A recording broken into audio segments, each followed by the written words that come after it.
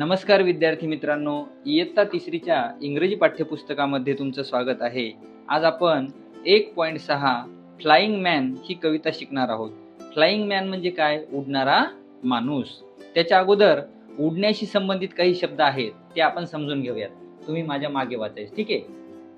Read and circle.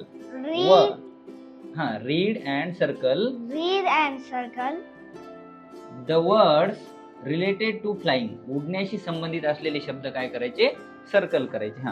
C kite. बघा, kite हा शब्द उडण्याशी संबंधित आहे, सर्कल करा. बर्ड्सला सर्कल करा.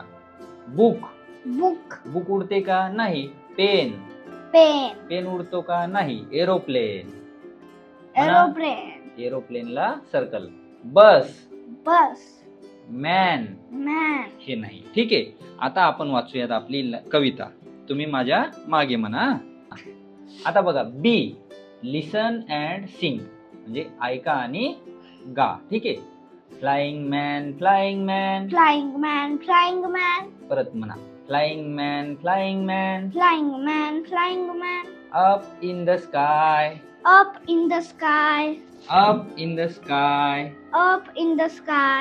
हे ना. Where are you going to?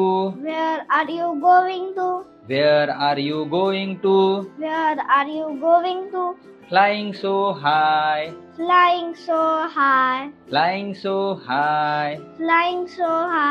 पुढचं कडवं.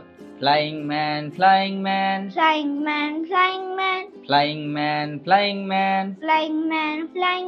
With wings so light.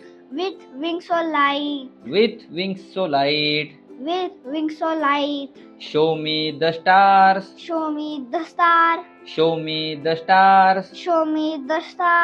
That shine in the night.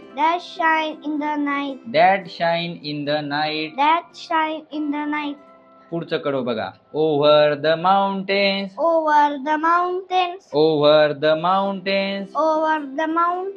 And over the sea.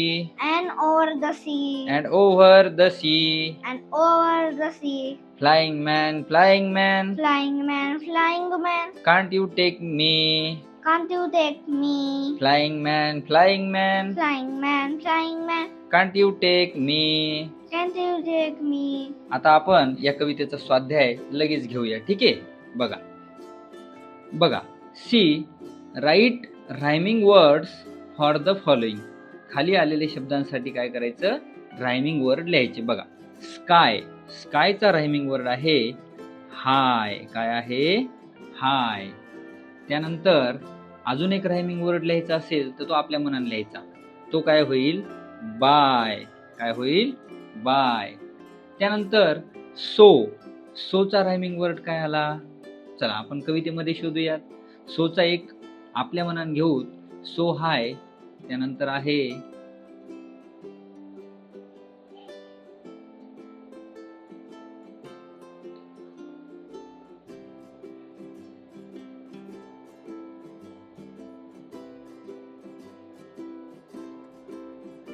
बघा. आता आपण सो याचा रायमिंग वर्ड. सोचा होतो नो. काय होतो? नो. त्यानंतर होतो गो. काय होतो? गो. शीचा रायमिंग वर्ड आहे मी. काय आहे? मी. त्यानंतर होतो शी. काय होतो? सी. तर अशा पद्धतीने हे रायमिंग वर्ड. त्यानंतर बघा, नंतर आहे D. Observe the picture and label it. आता हे पिक्चर ऑब्झर्व करायचं आणि हे जे नाव आहेत हे नाव तिथं लिहायचे. आलं लक्षात? चल बघा. पहिलं आहे सन कुठे आहे? या ठिकाणी. इथं लिहायचं सन. त्यानंतर आहे माउंटेन कुठं आहे? बघा इथं लिहायचं माउंटेन. ठीक आहे. त्यानंतर फ्लावर्स कुठे आहेत? हे बघा, इथं लिहा फ्लावर्स. लक्षात? पुढे रिव्हर कुठे आहे? हे बघा, ही रिव्हर. आता अर्थ सांगायची गरज आहे का? चित्रात पाहून तुमच्या लक्षात यायले. स्काय कुठे आहे? स्काय. ट्री, ट्री कुठे आहे? ट्री. आलं लक्षात? ठीक आहे, चला पुढे जाऊ. बघा, read and find the opposite words from the poem. Read म्हणजे वाचा आणि फाइंड म्हणजे शोधा. काय शोधायचं? Opposite words. ठीक आहे, आता बघा, डाऊन, डाऊन म्हणजे खाली. मग याचं काय होईल? याचं होते अप. काय होते? अप. अप म्हणजे वर. कमिंग, कमिंग म्हणजे येणे. त्याच्या विरुद्धार्थी आहे गोईंग. गोईंग म्हणजे जाणे. गोईंग म्हणजे जाणे. लो, लो म्हणजे कमी. त्याच्या विरुद्ध काय होते? हाय म्हणजे वर. हाय. अंडर, अंडर म्हणजे खाली. अंडर म्हणजे खाली. आणि त्याच्या विरुद्धार्थी होते ओव्हर. काय होते? ओव्हर. ओव्हर म्हणजे वर. गिव, गिव म्हणजे देणे. टेक, टेक म्हणजे घेणे किंवा घेऊन जाणे. डे, डेच्या विरुद्धार्थी होते नाईट.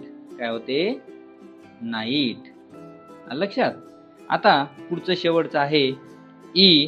हू एम आय, मी कोण आहे ओळखायचं. I fly in the sky, मी आकाशात उडतो. आय हॅव विंग्स, मला विंग्स आहेत म्हणजे पंख आहेत. I am not a bird, मी एक पक्षी आहे का? नाही. मग कोण आहे? सांगा बरं. तर तो आहे एक एरोप्लेन. कोण आहे? एरोप्लेन. लक्षात? पुढे, I am small, kids fly me, I come with a string. मी लहान आहे आणि मुलं मला उडवतात. मी एका दोरी सोबत येतो. कोण? काईट. कोण? Kite. I am an animal, मी काय आहे? प्राणी आहे. I have stripes on my body, stripes म्हणजे पट्ट्या आहेत. आय लिव्ह इन फॉरेस्ट, मी कोण आहे? टायगर. कोण आहे मी? टायगर. पुढे बघा, I float in the sky, मी आकाशात तरंगतो. I can bring a gentle shower, मी थोडंसं शावर म्हणजे पाणी पाडू शकतो. I can hide the sun, मी सन म्हणजे सूर्याला लपवू शकतो. कोण आहे बरं जे तरंगतात आकाशात? क्लाउड. कोण? ढग. आलं लक्षात? अशा पद्धतीने आपण फ्लाइंग मॅन आणि तिच्यावरचा स्वाध्याय दोन्हीही एकाच व्हिडिओमध्ये पाहिले. जर तुम्हाला हा व्हिडिओ आवडला तर लाईक करा आणि नवे असाल तर चॅनलला सबस्क्राईब करा. थँक्यू.